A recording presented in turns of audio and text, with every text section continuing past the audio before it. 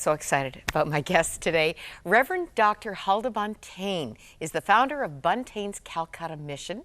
Her daughter, Bonnie Buntain Long, is president of a ministry that began making a difference in India in 1954 under the late, great Reverend Dr. Mark Buntain, who passed away in June 1989. I got to see him either that year or the year before, which is so meaningful because he's truly my husband's earthly hero.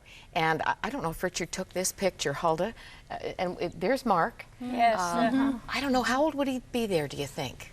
In his 60s. In his 60s. And when Richard visited you in 1981 in India, he took this photograph. And I'm just going to tell you what we're seeing here. This is a mother and child lined up. Can you see the people behind there? Lined up for a feeding program along a sewage canal, waiting for the chapatis. 25,000 people were in that line for, I think, daily feeding. Daily, yes. And that's 30 years ago. Yes.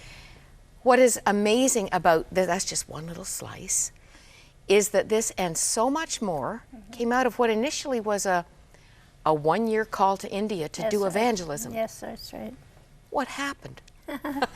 I think God had different plans for our lives, that was for sure, because we were only going to hold evangelistic meetings in all of India for 1 year. Mark had just come back from the Orient and had done the same there, and we were asked to go to India for 1 year. But it all changed. Now, I understand that one beggar turned the tide on the direction of your ministry. Yes, we went there to Calcutta. No church had been built in Calcutta in 100 years. And we started in a tent on some bare piece of land that later became the land that we had built the church, the first church. But during the service one night, a beggar came in. He wouldn't even take a seat. And in the middle of Mark's message, he screamed out these words, "Preacher, feed our bellies," and then tried to tell us that there's a God in heaven that loves us. And then a little girl in our first school fainted, and Mark said to her, "When did you eat last, darling?" She said, "I don't remember." Oh. And he rushed her to a city hospital with 2 in the bed, 2 under the bed.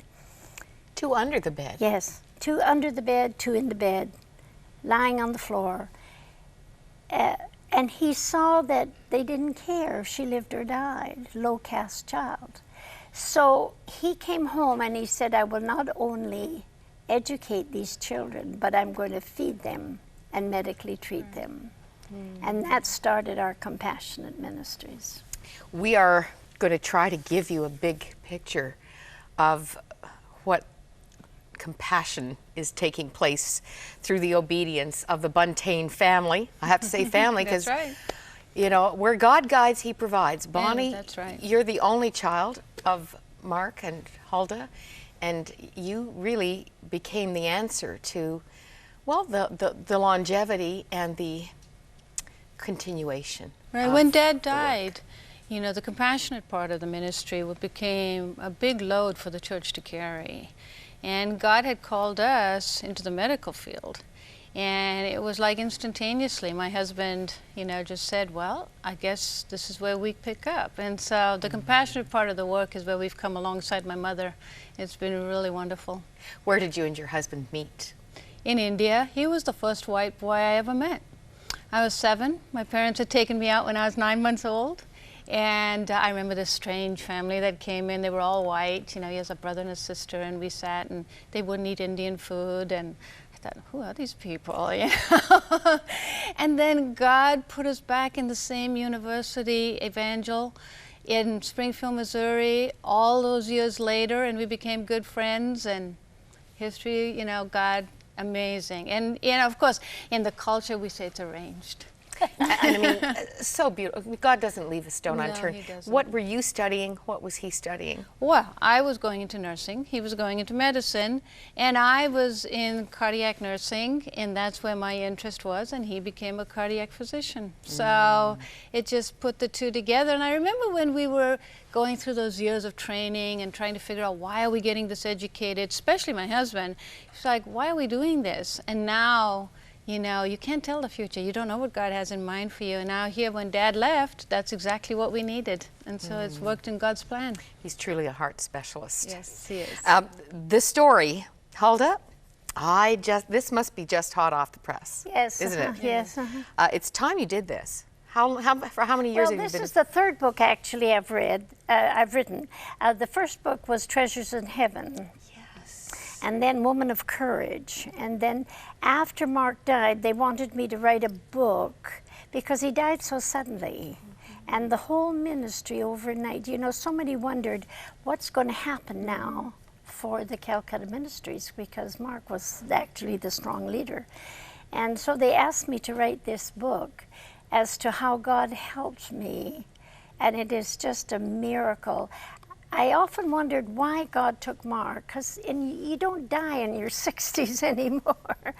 And he had such a vision for what was going to do, and I just wish he had lived to see his prayers and vision fulfilled. Don't you think he gets to see? Yeah. Well, I hope he does. Oh, I think so. Yes. I think he's part of that great cloud of witnesses. Yes, that's peeking through the portals and saying, right. all right, girls, you go. Pathway to the impossible. I love the byline. Before it became incredible, it was impossible. And it truly is astounding. We're going to try and give a picture of what you're doing today. 1977, the Mercy Hospital opened. Yes. You are reaching out now to 10,000 prostitutes Yes. and their children. Now this is actually what Bonnie is involved in, because it has been marvelous. Maybe she'll tell the story. We have a government-recognized hospital. Well, Mother Teresa brought All her of her patients, yes, to your hospital. Well, you know, our doctors treated her till she passed away. Oh, Yes. I'll never forget the last time I was with Mother Teresa when she brought a patient. The words she said to me, you know, it's not what you do, but how much love you put in the giving that counts. And I said, do you mean if we don't put God's love in the giving, our work is in vain? And she said, that's what I mean. Powerful. And you know, the compassionate ministries. So these 10,000, we were able, under our government-recognized hospital, to put a clinic right in the center of the red light area. This is what she's involved in. She would be able to tell you more about the clinic. Yeah, through the hospital, the arm of evangelism has really been huge. I mean, at first it was getting into the hospital and getting it standing on its own, which was God's grace, and it's doing great. Meeting those 40,000 free and trying to get ourselves, but there was a greater need, and Jim always wanted to get more into the villages because he knew that that's where Mom and Dad, I mean, she talks about Dad, but I mean, it really was her dream too. And so our idea was to get in there, and in Calcutta is one of the largest red light districts. Really? It really is. I mean, Bombay has one, but then Calcutta really does. And so our goal was to try to get in and to try to get a clinic built in there. And it took a while, but we now have an established clinic where we'll be able to treat these girls. And our goal is to build a home for them so that those who want to come out, because really the thing to understand is that it's not that they choose that life. Poverty has a, you know, and any mother will do anything for a child. Yeah.